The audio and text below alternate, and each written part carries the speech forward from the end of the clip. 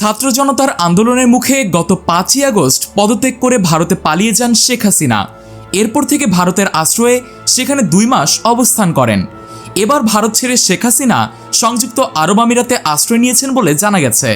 তবে ঠিক কবে নাগাদ তিনি আরব আমিরাতে পৌঁছান তা এখন পর্যন্ত জানা যায়নি।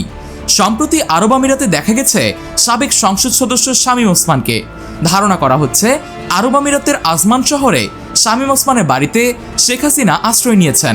এর আগে একাধিক সূত্র জানায় যুক্তরাষ্ট্র ভারতের কাছে জানতে চেয়েছে শেখ হাসিনা কিভাবে কোন অবস্থায় দিল্লিতে অবস্থান করছেন।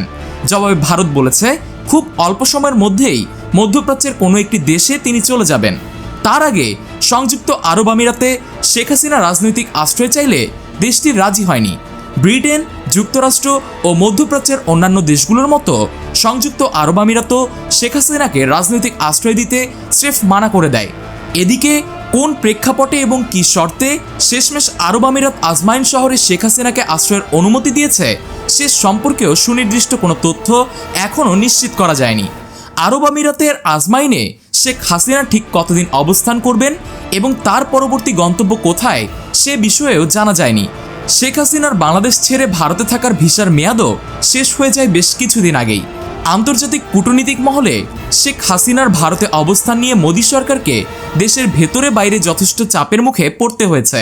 মোদী সরকারকে বিব্রতকর অবস্থার মধ্যে দিয়ে যেতে হয়। উল্লেখ্য, ছাত্র জনতার অভ্যুত্থানে শেখ হাসিনার পতনের পর ডক্টর মোহাম্মদ ইউনূসের তত্ত্বাবধায়ক সরকার বাংলাদেশের ক্ষমতাভার গ্রহণ করেন। শেখ হাসিনার প্রায় 16 বছরের শাসনামলের দুর্নীতি, অনিয়ম, দুঃশাসন আর অসংখ্য বিচার বহির্ভূতভাবে হত্যাকাণ্ডের জন্য এই সাবেক সরকার প্রধানকে দেশে ফেরত এনে বিচারের দাবিতে এখনও ছাত্র জনতা এবং তত্ত্বাবধায়ক সরকার সোচ্চার ও সক্রিয় রয়েছেন।